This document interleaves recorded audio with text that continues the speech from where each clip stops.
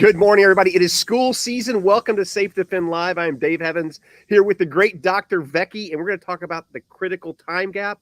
But more importantly, Doc's going to share some things you can help your kids with to keep them safe before help arrives. Doc, how's it going, brother? I'm doing well, man. I tell you, we have been training like crazy. It's just like it's nonstop and it's all good. We've been doing lots of school stuff, lots of corporate stuff, and so yeah, we're kicking it out of the park.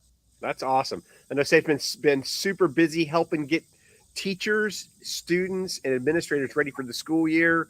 And I'm hopeful, and I pray every day that we don't have any craziness this year. Yeah, I know. Me too, man. It's a scary situation It sometimes. is. So, what I was thinking about, chatting with you about today, we've talked about the critical time gap, Yep. and why that's really the important thing if you're going to experience targeted violence. And of course the worst type of targeted violence is that active killer that comes in with the intent to kill and destroy people. And we talked about this before. It's usually because of a grievance. Now, Yep. I love to live in the left of bang world, and that's where I prefer to be. I love to work on the threat assessment stuff and making sense of behavior, and trying to prevent and forecast these events and stuff, so we can mitigate or stop it altogether. But as you know, fortunately, that's not always true. And so again, when all else fails, you've got the safe defense system that comes in, right? And we've talked a lot about that in terms of the technology, and the importance of notification and then being able to protect yourself. And so, just kind of as a review on this critical time gap, and where we need to focus on this, because I want to move over actually to back to school drills and talking to your kids and kind of expectations and maybe some best practices on drills and exercises that a school or even a workplace. Of course, this applies to workplaces too, minus the kids, of course. And so, one of the things that we're worried about is, how do you survive this event? And, for me, it's not just about survival. I want people to get out unscathed. I want them to be healthy. I want them to have the confidence to thrive after this event, not just survive. And so we have, best practices in terms of how do you escape an offender? How do you evade an offender? How do you engage an offender? God forbid you have to fight that guy, right? And all the stuff that goes into that. And we've touched on that a lot. And I think we have to kind of reframe, if we're going to talk about drills and best practices, I think we have to kind of go back and reframe that, or think about this idea of this critical time gap, and, to kind of put a boundary around what exactly we're talking about. We're talking about drills and exercises and preparing for this. So again, the critical time gap is very simple. The attack starts and whenever it stops. And that gap of time between when it begins and when it ends is the critical time gap. And so everything that we do to survive in that, whether it's, run, hide, and fight, which I prefer to say escape, evade, and engage, a little bit better terms, I think. And of course, being able to stop bleeding and things, because we all know that blood loss is the most common form of reason why people die in these events, not so much the knife wounds or gunshots. But we have to have all those skills, and we have to be able to do it within that time frame. And just as a reminder, you got to realize that these events happen on average within 5 minutes, and within the first 2 minutes, about 3/4 of the damage that's going to happen, the death and injury and everything else that goes terrible, happens within the first 2 minutes. And then if you think about law enforcement response, 3 minutes or more, then we kind of get an idea of why, this critical gap is important. But I kind of want to expand on the critical time gap, because there's actually three problems.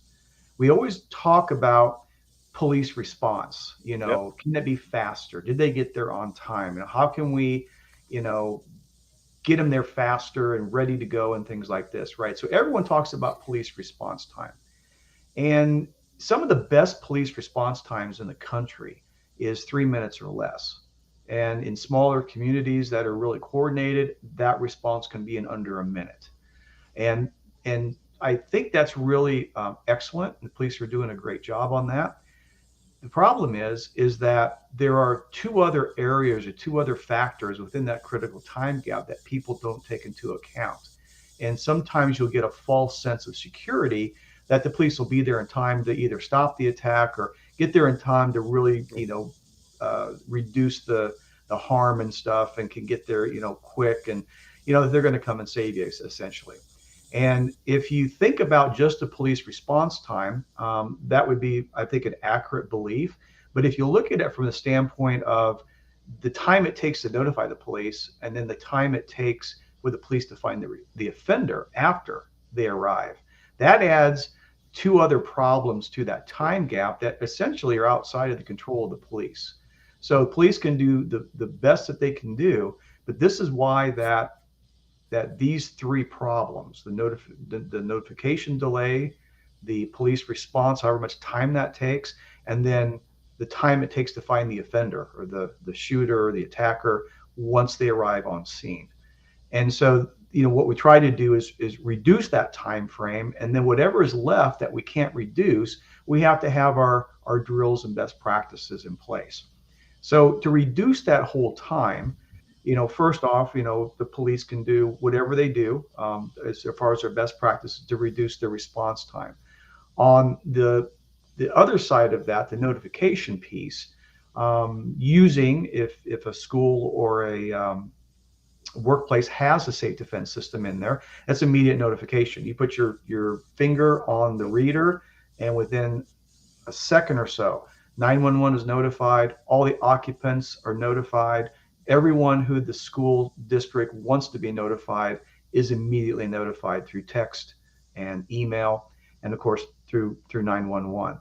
And so that process shortens up, or can shorten up, the usual 10-minute delay sometimes, where if you don't have a system like SafeDefend, you have to pull out your phone and get the fingerprint on it or face recognition, or you're getting some sort of a code. You got to remember to dial 911, and then you got to be able to explain and give enough information on this, while at the same time you're worried about getting hurt or killed, and you're trying to protect others, including your students if you're in a school. And that's really high anxiety, stress response. All that just makes that so different, right? So that's part of the problem. There is this notification piece. So if you want to reduce the notification on this, then you have to get to 911 and give everybody the same information immediately, right? And then that will reduce that piece. And so that's where the SafeDefend system comes in. Other than that, then you're making that time more on the notification. And then, of course, you got the police respond, and then they get there. Now they got to find out where is the offender. And if it's in multi buildings, they have to start somewhere, and they just have to start, best guess. They listen for, evidence of violence or leads or things like this, but it's more or less a guessing game until they actually have a general good idea where to start the search. Again, with the SafeDefend system, again, if you have this, you're when the notification goes out, when you put your finger on the reader, not only do we have the notification I just described, but we also have who set the device off, okay, the SafeDefend device off, who did it, where, what classroom, what floor, nearest door, address of the building, and pretty much anything else you want to know. So when the police get that information from 911, they already know what building and where the beginning or the initial alert happened, right? Gives them a great starting point. Again, closes that gap. Okay, so those are the things in a perfect world, using the best of technology and the best of information sharing and notification and protection. That right there is the best you can be. Okay. However, even with that, you still have a high majority of events that are going to be over before the police arrive, before they can stop that offender. And so where we are on this now is you still have a certain amount, I don't know what the time is, but a certain amount of time that you have to react. Okay. that kicks in, then the drills and the exercises on the run, hide, fight, or the escape, evade, and engage drills. And that's what I want to talk about a little bit. So when we come in and train, give them best practices based on research, based on the offender, understanding the offender, and knowing that that person is going to be in that body alarm response. They're going to have that stress response. They're going to be overwhelmed. And so that's what the training is best at. Okay, so if you got the training and you got the technology, and we reduce this time gap as much as we can, all right, then you still got to deal with the time gap. There's still going to be a time there that you have to deal with, right? And so in these best practices, these are some things to keep in mind, because you have to remember that a active killer or a safe defend drill or lockdown drill, whatever you want to call it, is very different and is not the same as a fire alarm. It is not the same as a tornado drill or tornado alarm. It is a unique set of circumstances for drills.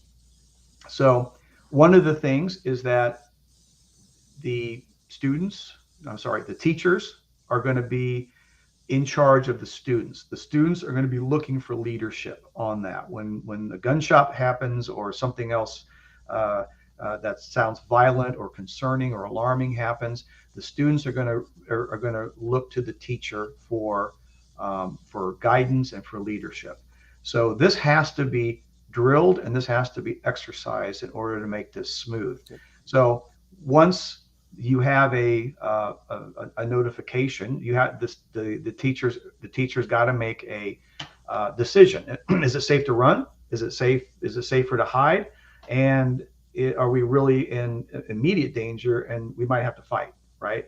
And so it's not a linear thing. It's not run, then hide, then fight. They have to think about what is the best thing based on the situation. So they're going to need to look around.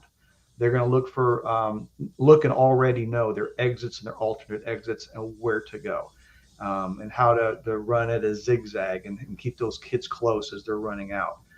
Or they may have to barricade. They have to lock that door and go through that checklist that we've covered before. Or if by chance the offender starts to break the threshold of the classroom or the office, you've got to be ready to deal with that in terms of engagement.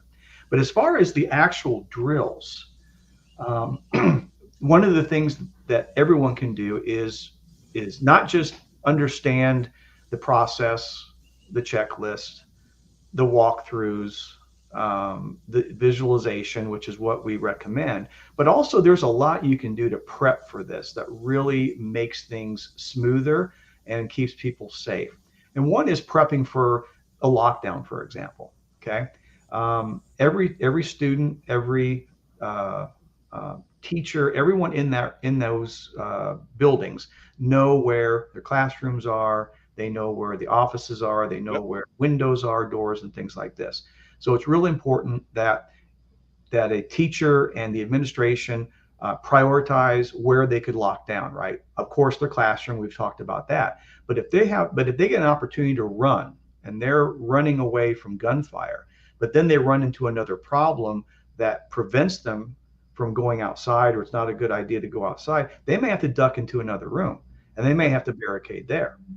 And so you have to have a knowledge and familiarity with all the classrooms that you might want to barricade in, say, the wing of your school or offices. And then just make sure that every one of those rooms have got a working lock that locks from the inside, that you've got heavy items to move to barricade, that you are identified the safer corner to get away from the door. And in the event the threshold is breached, you're in good position for that. And then you've got improvised tools and safety tools in addition to what we provide you, SafeDefend, if you have our stuff. And then have that defensive plan, right, in the event that the threshold is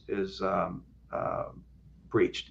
And so again, just prepping for the lockdown, knowing where the safer corner is, putting a piece of tape down so you just move your kids over to the right corner, so you don't have to really think about this stuff. So this is all preparation stuff that you can do even before your drills.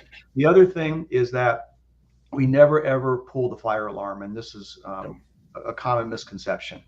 If you think about a fire, it's a very different from an active killer attack. Okay. If you pull the fire alarm, the alarm's going to go off. And then what do? Well, Evacuate the building. yeah, right. You evacuate the You building. run into the fight. Right. Exactly. Yeah. So, that's exactly I right. mean, So pull your kids together and you walk out to the hallway and you slowly walk down the stairs and then out, and then you group outside in the open area, waiting for the all clear. And all that is just the opposite of what you want to do for an active killer attack. Because what we're seeing now is, these killers are planners, and they're looking for the maximum damage that they can do. And in doing that, they've actually some of them has incorporated the fire alarm as part of their attack. So the fire alarm goes out, they know people are conditioned. It's conditioned reflex. yep. You slowly just start, moving your kids out into the hallway and then, outside the building. Well, the shooter knows that. And so then you're kind of a sitting duck, and you kind of fall right into, because you got this fire alarm mentality.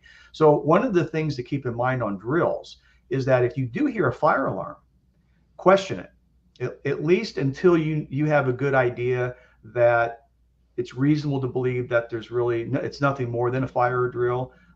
Looking for smoke, looking for possible fire, sprinklers, suppression stuff, setting that off and everything like that.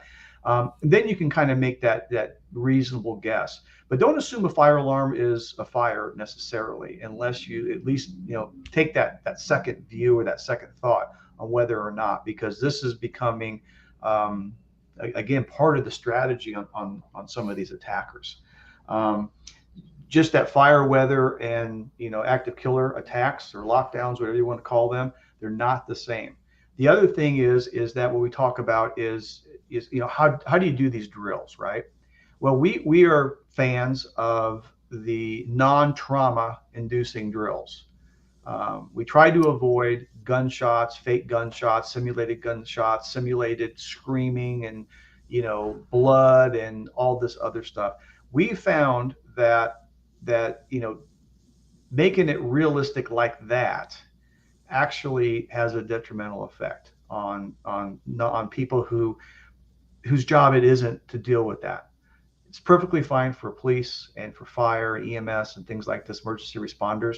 But we're talking about teachers, kindergarten teachers. We're talking about children. We're talking about administrators. We're talking about people that have this is extremely foreign to them, and really all this does is traumatize them oftentimes.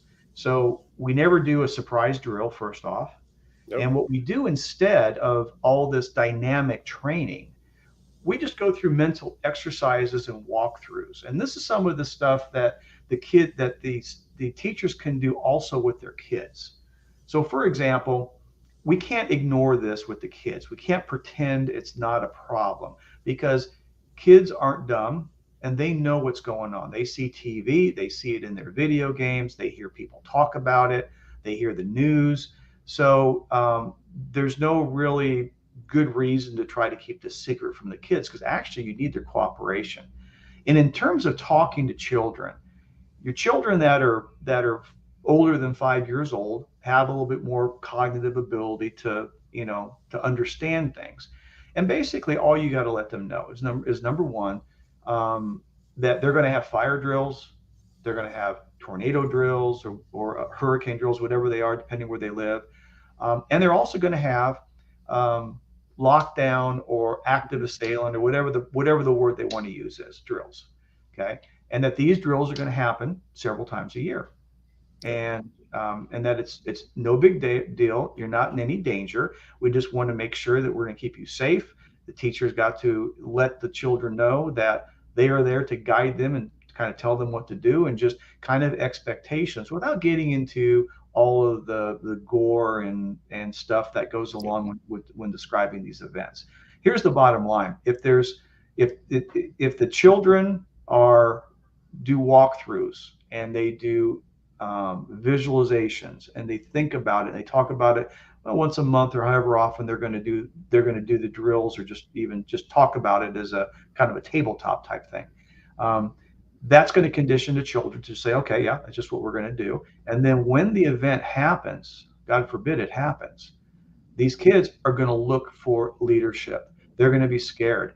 And the teacher who has the plan, who has the confidence, who tells them where to go, has everything pre-staged, knows where to go, knows where not to go, and can make decisions. Those children are going to follow that teacher. In fact, anyone is going to follow that teacher because they don't have the plan. They're scared and they're looking for guidance and direction. The other thing I would say is that for very, very young children, obviously we can't get into a lot of even less, we have to get into less detail. And so all you have to do is say, look, we're going to be practicing things to keep you safe in case something scary happens or something like this, right? And then just let the little kids know that, hey, look, we're going to be practicing sitting and staying in one area for a long period of time. We need to practice that, kind of make it into kind of a game, I guess.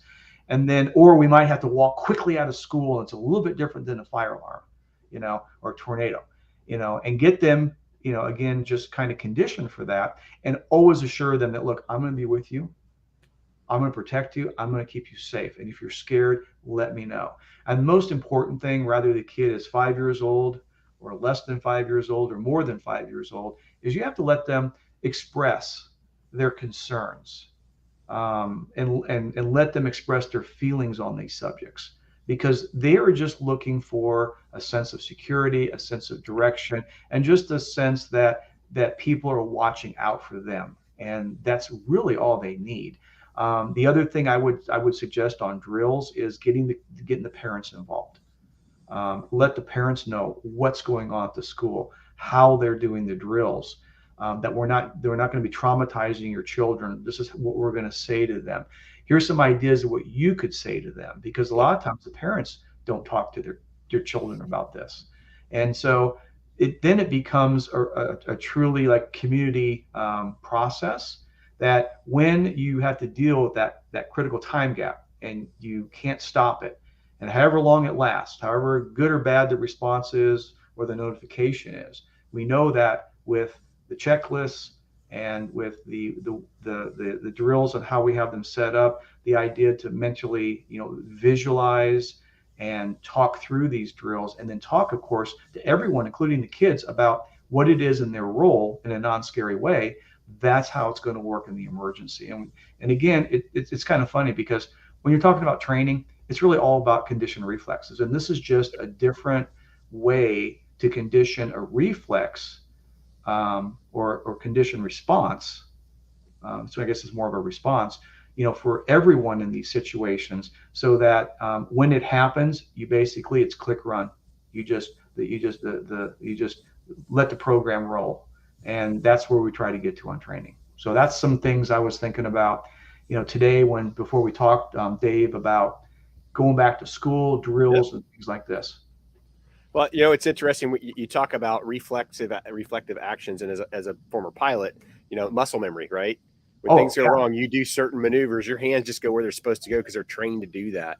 Sure. The plane's on fire, everything's burning down around you, but your body just reacts to what's going on and goes to the bold face. I think you're right, and I think pilots are probably the best example of this, because you fly thousands of hours of what they say of boredom with a few seconds, with moments of sheer fear. Yeah, terror. Right. Yes. Right. Yeah. But the thing is, though, is that you have checklists, right? And you plan for the worst, but you don't get caught up in it. You basically have got this checklist, you got the confidence, and when something isn't right, you got a conditioned reflex or conditioned response. Yep. And really, it's no different when we're talking about these drills. We don't have to scare people. Nope.